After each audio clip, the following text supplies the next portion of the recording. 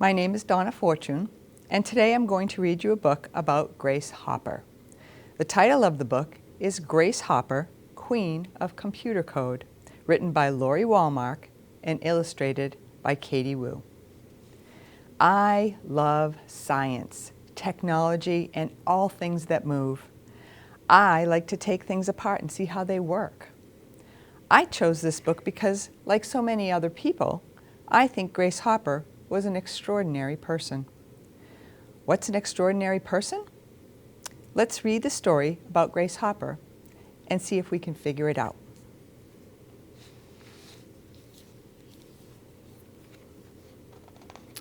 Rule breaker, chance taker, troublemaker, amazing Grace.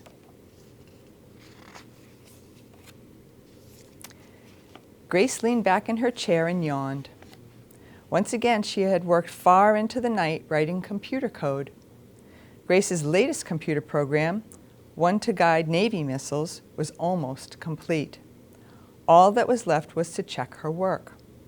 Grace reviewed the code line by line, making sure she hadn't made any mistakes. When she finished, Grace set her pencil down and frowned. The last section of her program, a bit of code that multiplied numbers, looked familiar. She checked back through her work and found she had written that same code before, over and over and over again. Grace snorted. What a colossal waste of time. There had to be a better way. Why not make the computer do the work? Computers were good at doing boring jobs. She figured out a way to store pieces of a program, like her multiplication code, inside the machine.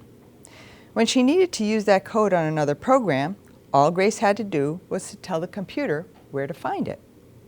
The computer then joined together the many bits of code into one complete program. No one had ever done that before. Grace was the first. Even as a child, Grace loved to tinker with gadgets and learn new ideas. She wanted to understand how things worked so she could make them better. When Grace was 7, she unscrewed the back of her alarm clock and took a peek. She reached in and spring!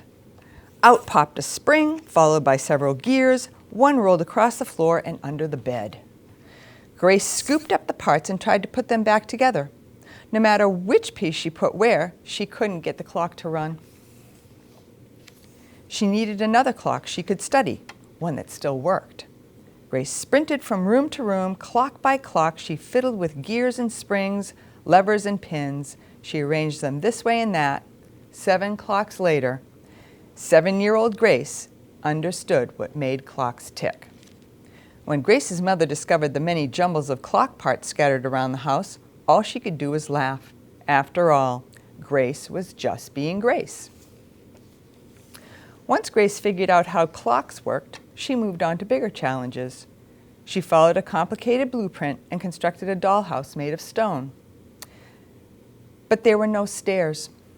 How could her dolls get to the top floor? Not a problem for junior engineer Grace. She opened her toy construction kit and laid out everything she'd need: nuts, bolts, metal pieces, and an electric motor. She took some experimentation, but Grace figured it out. Now her dolls had an elevator to go upstairs. Grace delighted in learning difficult concepts. The harder the better. While her schoolmates wore frilly dresses and learned to be young ladies, Grace studied math and science. Her bedroom overflowed with books and scientific equipment. She raced through her high school classes and finished 2 years early. Grace couldn't wait to start college. More classes, more learning, more fun. On the day her college entrance grades arrived, Grace's hands trembled. She ripped open the envelope and proudly read aloud to her parents the many high marks in math and science. When she reached the grade for Latin, Grace fell silent. Failed. She had failed Latin. Without Latin, Grace couldn't go to college. Without college, Grace couldn't be a mathematician. Without math, Grace couldn't be Grace. Grace waved her schoolmates as they left for college without her. Nothing would stop her from joining them next year. She held her head high and returned to her studies. Working hard, Grace even conquered Latin. At the end of the year, she passed all her exams. With her trunks packed and her math books in hand, Grace left for Vassar College, an all-women's school. Some of her classmates took classes called Husbands and Wives and Motherhood, but not Grace. Her favorite subjects were math and physics.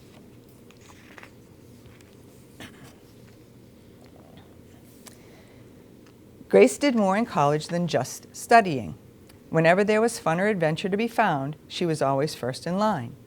Her personal motto was dare and do. When a barnstormer came to town offering plane rides, Grace rushed to sign up.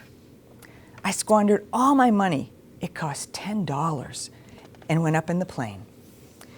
She pulled herself up into the seat behind the pilot and adjusted her goggles. With a deafening roar, the propeller sputtered into action. The biplane rattled across the field and lifted off. With each loop-the-loop through the air, Grace's grin grew wider and wider. Because of Grace's hard work and intelligence, the other students respected her abilities. They often came to her for help with their studies. One day, her fellow students entered the room, only to see a bathtub filled to the brim with water. Grace invited a volunteer to step into the tub, clothes and all. Water sloshed over the edges and flooded the floor. The students burst into laughter. Grace explained the reason for the tidal wave. The volume of the student's body pushed out the same volume of water. The result? One soggy student wrapped in a towel and one math lesson never forgotten. When Grace moved on to graduate school at Yale University, there was only one other woman in her class. This didn't bother Grace in the least. Grace wanted to share her passion for math, so she took a job teaching at Vassar College. Her classes were always both practical and fun. Even though Grace loved teaching, America was now at war and needed the best mathematicians to design weapons. Patriotic Grace wanted to help her country, so she tried to enlist in the Navy. That proved to be a problem. Based on the Navy's requirements for new recruits at the time, Grace was too old and too skinny to enlist. She was 36 and weighed only 105 pounds. Grace could be very persuasive, however. It took her more than a year, but Grace convinced the Navy that they needed her. Faithfulness in all things, my motto is, you see. The world will be a better place when all agree with me. Because of her superior math skills, Grace was assigned to write programs for one of the first computers ever built, the Mark I. Only a few people had ever programmed before, so she had to learn how to do it on her own. One late summer day, a coworker burst into Grace's office. The new computer, the Mark II, had stopped working. She gasped. This had never happened before, not with any of her programs. Grace thought it had to be a prank. After all, she loved playing jokes on her coworkers. Maybe the other engineers were getting back at her. But they weren't. The computer really wasn't working. For hours, Grace and her team reviewed the code but could find no error. It was as if the green ceramic gremlin that always sat in Grace's office had come to life and sneaked into the machine to make mischief. That was it. Maybe the problem wasn't in her program. Maybe it was in the computer. Grace jumped to her feet and hurried down the hall. The immense computer room usually thrummed with a click of metal switches and a whir of paper tape. Today, all was silent. I have insatiable curiosity. It's solving problems. Every time you solve a problem, another one shows up behind it. That's the challenge. Grace and her team searched everywhere for the problem. Grace used her pocket mirror to check inside the machine. She angled it this way and that. No matter where the engineers looked, They didn't see anything wrong.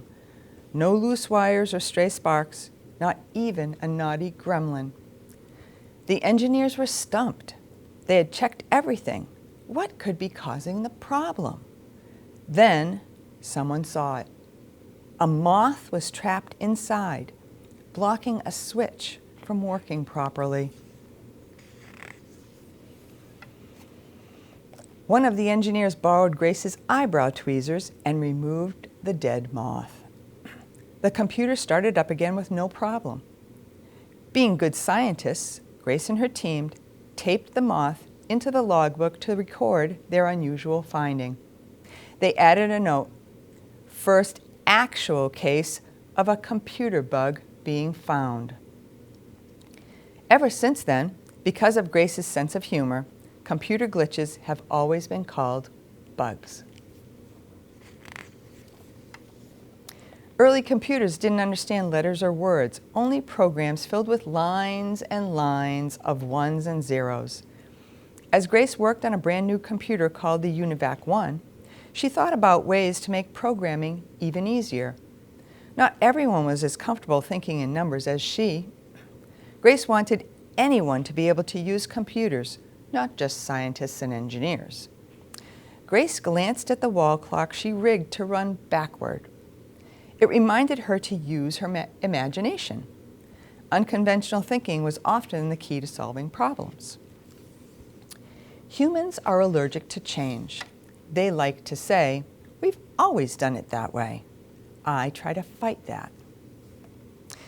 To allow her brain a chance to consider new ideas, Grace took a break from programming. She doodled cartoons of gremlins and dragons and other fantastical creatures. While she drew, she asked herself questions. Why should people have to learn computer languages? Why couldn't computers learn people language? They could. Grace invented a program to let people use words to tell computers what to do. Her program, named Flowmatic, included simple English commands like multiply. Flowmatic translated multiply and the other commands into instructions the computer could understand. Let people write their programs in English. It was common sense. This was much easier than programming pages of ones and zeros. With the help of Grace's program, she and her coworkers were able to write code more quickly and with fewer errors. When Grace was 60 years old, the Navy forced her to retire. They said she was too old to serve. "It was the saddest day of my life," said Grace. Within a few months, they realized their mistake and asked her to return for a short 6-month assignment. This short assignment lasted for 20 years. Grace, now an admiral, finally retired from the Navy for the second time at age 80. For almost 50 years, Grace Hopper, the queen of computer code, dedicated her life to solving computer problems. No wonder people called her Amazing Grace.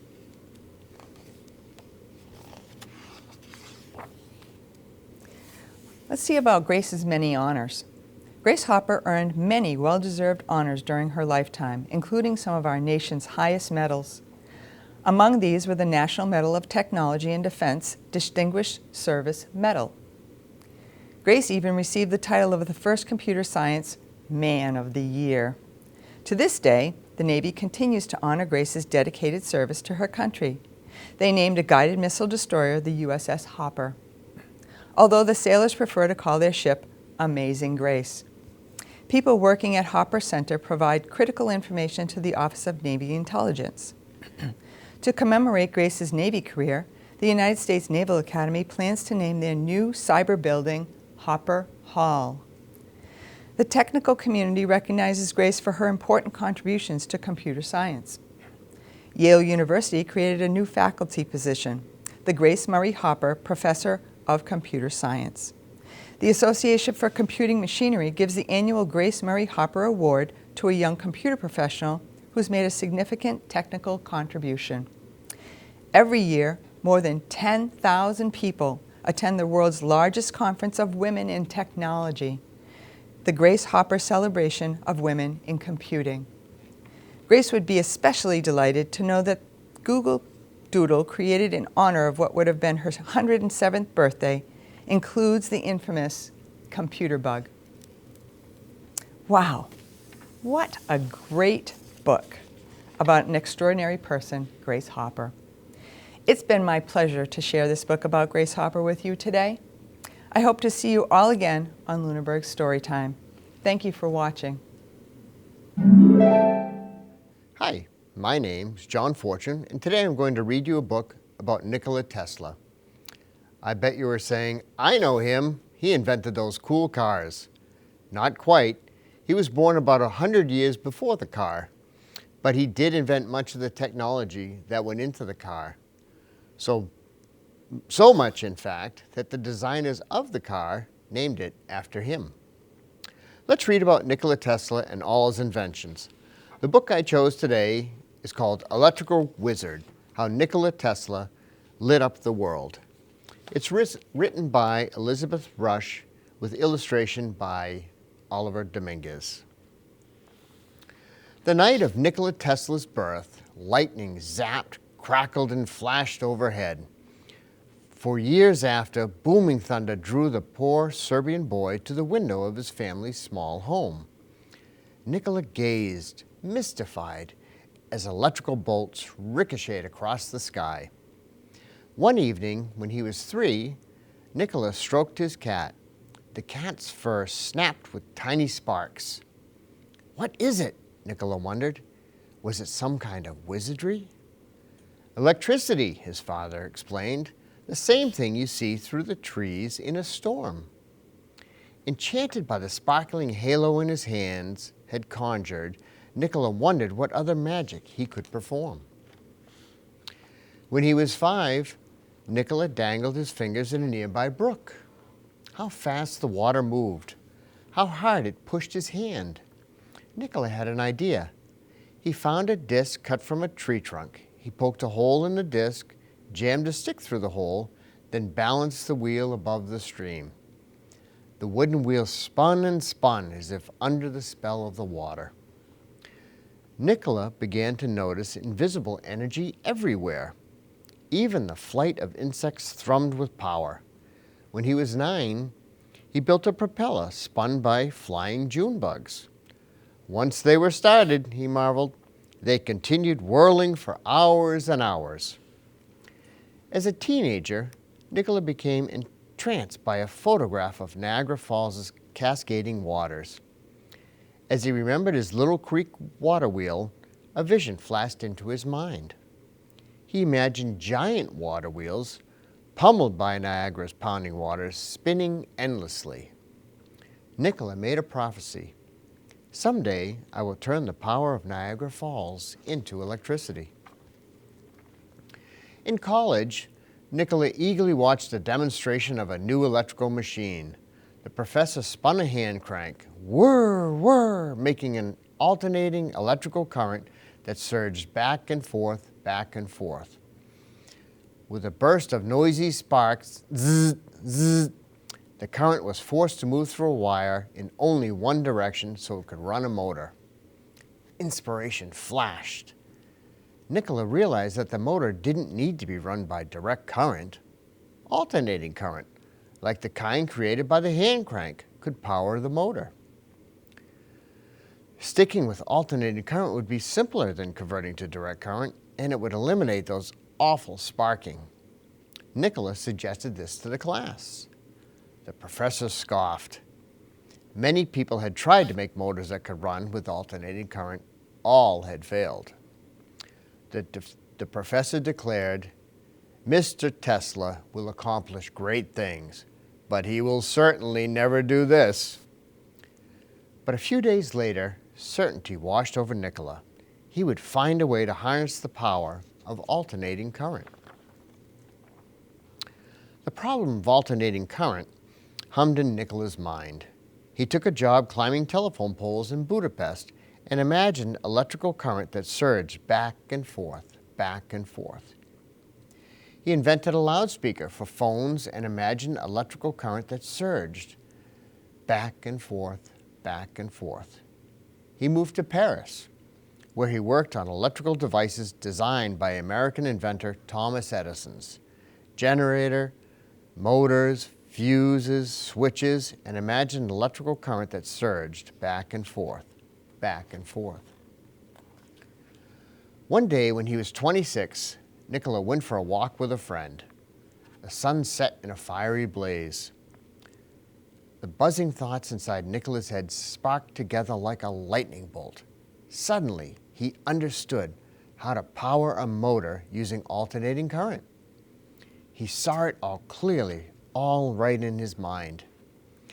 Nokola grabbed a stick, waving it like a wand. "See how smoothly it is running," he gasped. "There is no sparking." "I see nothing," said his friend. "The sun is not sparking. Are you ill?" Nokola dropped to his knees and began drawing a diagram in the dirt. At last, his companion understood how alternating current could spin a motor using magnets whose poles flipped back and forth, back and forth. Over the next few months, Nokola conjured in his head all the parts of a new electrical system based on alternating current. Night and day, Nokola pictured the machines, designing, testing, and fixing the problems he saw. He didn't have to write anything down. He could see it all in his mind. Nokola traveled through Europe, seeking money to build his AC machines. He felt like a fortune teller. The days of candlelight, gas lamps, and direct current were over, he told investors. Not only could alternating current power lights and motors, but it could also travel great distances, much more cheaply and efficiently than direct current. It could power every house, every business, everything from tiny light bulbs to huge factories. No one believed him. So he sailed to America, where he knew of at least one person who would be interested in his ideas: Thomas Edison. 2 days after docking in New York City, Nikola Tesla stepped into the office of his hero. Nikola handed Edison a letter of recommendation written by a mutual friend. It said, "I know two great men, and you are one of them. The other is this young man." "What can you do?" Edison asked. Nikola burst into a description of how alternating current could power the world. "Nonsense," Edison scowled. "We're set up for direct current in America. People like it, and it's all I'll ever fool with." Instead of becoming Nikola's partner in electrifying the world, Edison became his greatest rival. Nikola was desperate for money to build his inventions. He invited bankers, business bigwigs, and powerful people like author Mark Twain to his darkened lab for a strange demonstration of the wonders of alternating current. In one demonstration, Nikola held out a simple glass tube. With his other hand, he reached for a wire. "I'll bring my body in contact with a wire conveying alternating current." The audience squirmed at the thought of the shock. When Nikola's hand touched the wire, the tube glowed. Nikola spun slowly so everybody could see that the electrical current traveled across his body to the tube. Then Nikola released the wire and strode away, the tube still cursed with the light. The audience gaped in awe. How did the electricity get to the bulb without any wires? Is there, I ask, can there be a more interesting study than that of alternating currents? He asked his audience. Over time, Nikola's fame grew until he raised enough money to build his AC generators and motors. Tesla quickly got to work. He recreated the machines exactly as he had imagined them. And as he predicted, they worked perfectly. But Tesla's joy was short-lived. His old rival, Thomas Edison, who already ran a dozen direct current power stations, moved fast to squelch the competition. He blanketed New York with pamphlets.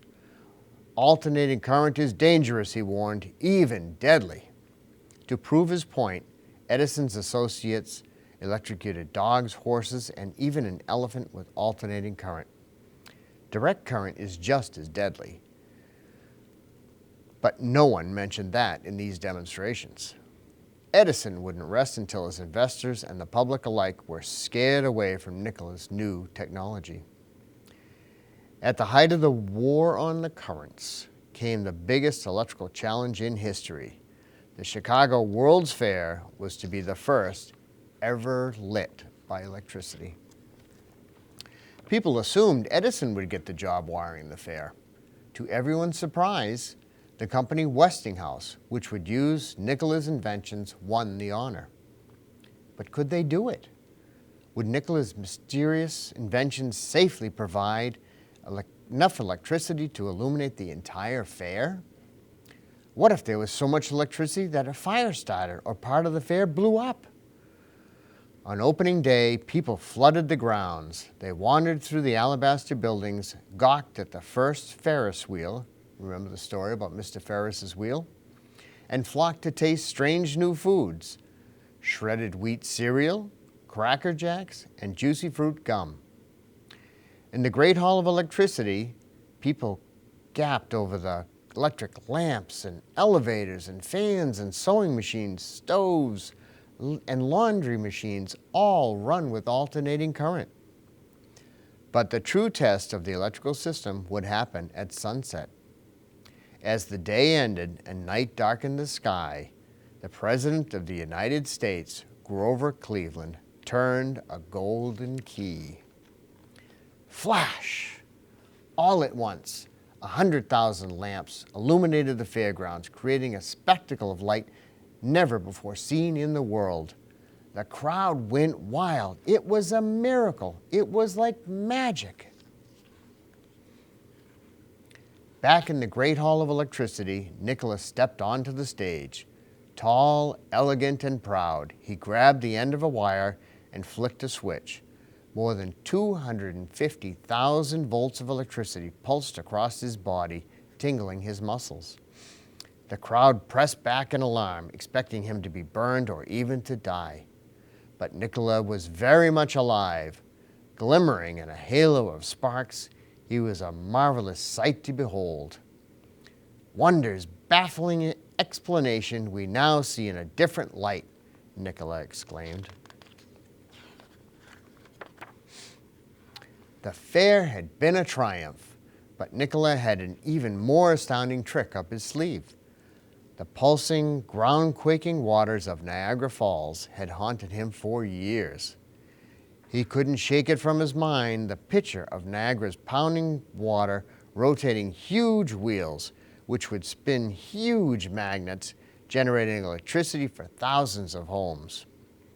Vanishing from the limelight, Nikola toiled for 2 years to turn his vision of spinning wheels into the most gigantic electrical project ever attempted. No one was sure if it would work. No one except Nikola Tesla, who could picture it all in his mind. Finally, the huge generator was ready. With a sleight of hand, an engineer diverted Niagara's gushing water toward the turbine. An aluminum factory roared to life. A year later, more turbines and generators joined the throng. Houses shimmered with light. Electricity reached Buffalo, New York, 22 miles away. Railway cars surged forward. I saw my boyhood plan carried out, Nikola marveled, and wondered at the unfathomable mystery of the mind. Nikola's miraculous inventions at Niagara soon electrified trolleys, subways, and great buildings of New York City, even the blinding lights of Broadway. Not long after, electricity spread to homes and businesses all across America. Eventually, Nikola Tesla's electrical wizardry illuminated the world, and it all started with a spark. Nikola Tesla's ideas were so revolutionary, so ahead of their time, that we are only now realizing how his work has transformed our world. If you play with a remote control car, flick on a fluorescent or neon light, get an x-ray to see if your arm is broken, check the speedometer in a car, call someone on a cell phone, or even just turn on the radio, you are using Nikola Tesla's inventions. While developing his AC electrical system, Tesla was also in hot pursuit of wireless transmission. In 1898, he demonstrated the first remote control. In a large tank of water, he floated a gigantic toy boat, 5 feet long by 3 feet wide. From a device in his hand, he moved the boat forward and back, left and right, and turned its lights on and off. Observers asked to see inside the boat. They thought someone must be inside controlling it. Tesla soon developed a way to transmit signals long distances without wires. But another inventor stole his wireless thunder. In 1901, Italian Guglielmo Marconi transmitted and received radio signals across the Atlantic Ocean. 3 years later, Marconi was awarded a patent for the radio. But the Italian's work was based on as many as 17 of Nikola Tesla's patents. And in 1943, the U.S. Supreme Court ruled that Nikola Tesla was in fact the inventor of the radio. In spring of 1899, Tesla stepped off a train in Colorado Springs to embark on his most ambitious wireless project ever, to transmit not signals, but electricity without wires.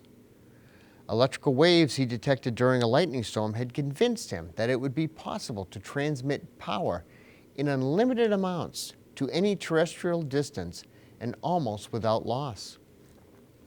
He managed to make 130-foot-long sparks before blowing out the entire powerhouse for Colorado Springs. In 1901, he tried again, building a strange giant tower called a Wardenclyffe that he hoped would generate 7.5 million kilowatts and wrap the globe with wireless communication and nearly free electric power. But his investors pulled the funding before Tesla could test his idea. If anyone can draw on the power, where do we put the meter? Complained financier J.P. Morgan. Some of the inventor's ideas are still powerful enough to transform our world today. Nikola Tesla imagined robots that could think for themselves and electricity generated from the swell of tides. He even proposed harnessing the energy of the spinning planets. We are whirling through endless space with an inconceivable speed. All around us, everything is spinning. Everything is moving. Everything is energy, he said. There must be some way to avail ourselves of this energy more directly. Maybe one day, with the help of your ideas and ingenuity, these ideas will become reality. Isn't it amazing that people can have dreams as a child and make them come true as an adult? So many people thought Nikola Tesla was crazy, but he was a visionary and could see a world using different technology than what they were using at the time. You may also have dreams that will change the world. I sure hope so. I can't wait to hear all about it. I thank you for tuning in to Lunenburg Storytime.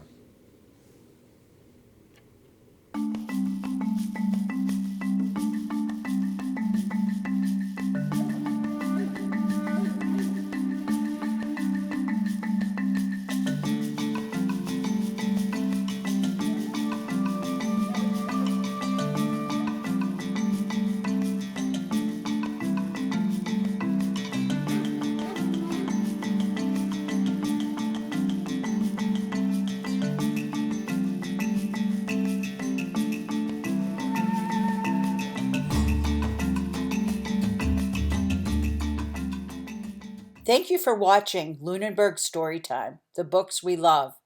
If you'd like to get involved and become a reader, we'd love to have you come into our studio and read a book that you love. Our contact information is lunenburgaccess@gmail.com. So send us an email today and let us know if you'd like to become a reader. Thank you.